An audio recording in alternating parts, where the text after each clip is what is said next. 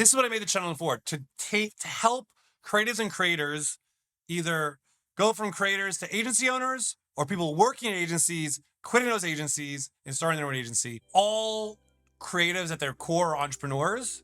And to really fulfill their calling in life, they need to start their own agencies. And then you could say, Harry, but you own a creative agency. You're building competition. I think it's the opposite. Let's like get the business away from big agencies. Let's just divide up the winnings. Big agencies, if big agencies didn't overcharge and have all this work and it was spread out amongst all of us, we could all work. And I know that for a fact. Welcome to another episode of Casual Mondays. This week, I got a request from Dana's House Agency. It said, hey, can you do an episode on pros and cons of attending client meetings to bring in business alone? Pro, able to structure deals so it benefits you and your company. Con, clients think you're a small team. I'm running into this a lot. Any advice? Thank you for this, because this is a clear pain point. Let me just like kind of summarize it real quick. You're a small agency, at this point, and it's an agency of one. You have the expertise. I know her very well, working at Vogue, doing some amazing content. Going in, knowing that you can service the client probably better than a big agency, but they don't have the trust yet to trust you as a single founder agency. You need to find that client that is brave, right? And connects with you. Because anytime a client is hiring an agency, they are taking a chance, right? It's like anything. They're seeing your creds. They maybe have been recommended by a referral by someone, but like, they're definitely taking a leap. Can this person get the job done and make me look good for my CEO, CMO, my board, again, everybody's freaking ass is on the line here, right? And it's like a game of if they've never worked with you before, there's a leap of faith to be taken. To get someone to take that leap of faith to work in you, that is your job to understand as a founder. So getting back to my experience, again, I've had the luxury of working with huge companies. I've mentioned them time and time again, and founder-based companies. And I do find a lot of times that like entrepreneurial founder-based companies is very easy. They get it. It's like entrepreneur to entrepreneur, right? Like they connect instantly and then we get each other. The three challenges that a new agency owner has, whether you're a one-person shop or a 10-person shop or a 20-person shop, is having clear values. And they're like, oh my God, I just connect with this person on a value basis. Work, right? Like seeing amazing work and be like, this is the work I want to do. Like, I want that. I've literally had clients say, I want you to do that Adidas thing for me again. I don't repeat work, but like clear, like they do this, I want this. And then reputation, right? Meaning that like you're getting referred by people. But if you don't have clear values and you haven't gotten there yet, and you don't have that exact case study, and you haven't been around for a long time, so you don't have that reputation, I've said before, this person referring that person, it is just that connection with that person and having clear point of view on the advantage at this point right now. And again, if it's hard to state at the beginning because you don't want to ever tell someone. I mean, if that person believes in working with a big agency, like, I don't know. I have a philosophy of don't try to get people to get you. Find people that get you. I've said this time and time again. Don't try to convince people. Find people that get you. So if someone wants to work with a big agency, I don't know if you're going to sell them out of it.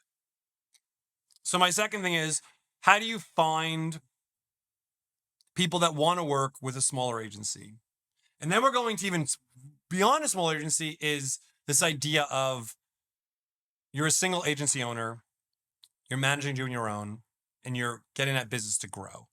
And I have to be honest, I've worked at Ogilvy and Mather, which was like, 15 floors of a building. Berlin Cameron, there was like 150 of us at its peak. Then down to the 88, where there was like 4 of us. Then it grew to 75. Then back to Havas, right? So I've kind of done this like shrinking and kind of growing, and I've kind of had all the experiences. And I have to be honest, like I do think scaling, scaling is a challenge in general in life. I'm in a similar place to you, Dana. I want bright colors. Our model right now is like tight expertise, a tight core team, and then we freelance expertise as we get clients. And I agree with you that this is a huge advantage because, first of all, when you are pitching as a client, this one's going out to the clients out there. When you're pitching a brand and that big agency brings in that team, count the minutes. I record how much time you spent with that, like the senior award-winning team, because in your relationship you're signing up for, that's probably a lion's share of the time. I'm not saying it's like 100% of the time, but that might be 50% of the time that you're actually getting your senior team, because that senior team is being like carted off to win a new piece of business. Like the power of a founder-based agency is you're getting the founder. And in my experience, I'll go back to Adidas. I'll never forget it. I shared in an episode entitled "The Value of Values," my experience of winning clients that I want to do work with.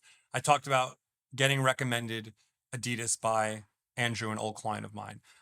I didn't get into the story of meeting Sylvia, my client, for the first time. So Sylvia said, I want to meet on a Saturday. I was actually at Coachella doing activation. I flew back in for the Saturday meeting. She actually came into the meeting. I mean, Sylvia's an old friend of mine now. We've done some great work together. But Sylvia came in with, I think she had a huge like tote bag from Huge is another agency. Like she came from another agency. And obviously they were a much bigger agency as at the time. We were probably 25 people maybe at the time. And we pitched. We were in like, I was on. I really wanted to win this piece of business. And when she left and I saw that bag, I'm like, dude, I mean, it's Adidas Originals Global. Like, I know that I could do this work, but I don't think we're qualified. I mean, Huge is a big agency. I mean, they're way more qualified than us. Like 2 months later, we get a call out of nowhere. You got the business. We need help launching the NMD. You won the business. We need help launch NMD. We're launching in 2 months. Let's go. And we fucking went and we launched NMD, which was the most successful non-celebrity endorsed inline sneaker ever to be launched by Adidas. And obviously that opened up doors for so much work with Adidas. But I later came to find out that I said, Sylvia, like, why did you pick us? And she said, Harry, I knew from that meeting with you, like I had the pick. Everybody wanted to work with Adidas at the time. I knew that you would be there for me. And that if I called, you were going to pick up the phone.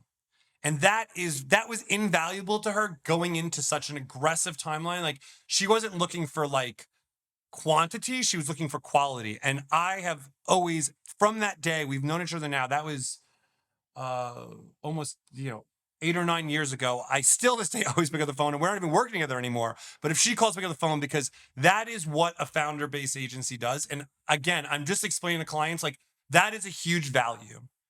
When you are present the model, right? The model that we've created at Bright Colors now is core expertise, right? Me and Lucy have both built agencies, exited. We have like infinite connections and resources, and we can kind of build the bespoke team for you and we can take the work we want to take that we're passionate about, that you'll get our full attention.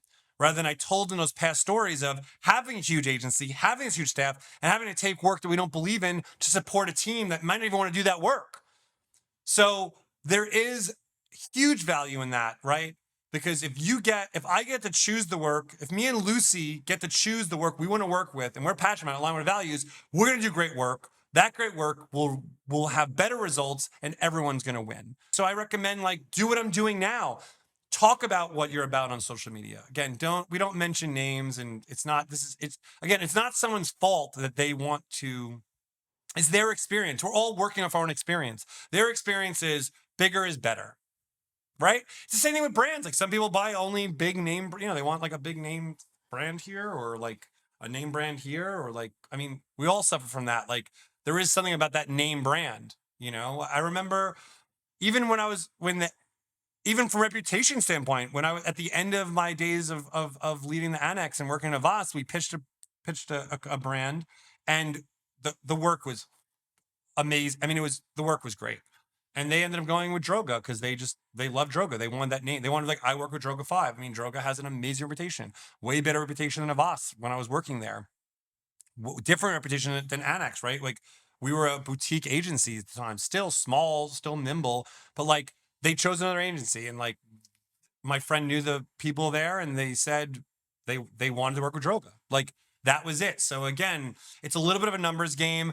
Get out there, be present, take meetings, network, speak about your values, share the work you're proud on. You will build a reputation that people will share about, and then you will have this attraction rather than having to promote who you are to get great work. Dana, thanks for sharing that. Let's work together soon. And please, everyone else, ask me questions. I'm here to help.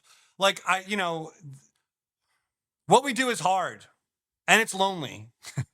And I have probably had the experience you're going through at some point. And I'm not saying I'm an expert, but I've may have some experience that could help you maybe not make some of the mistakes I made. But fortunately, my mistakes have gotten me here. So thanks so much, everybody. Have a good week.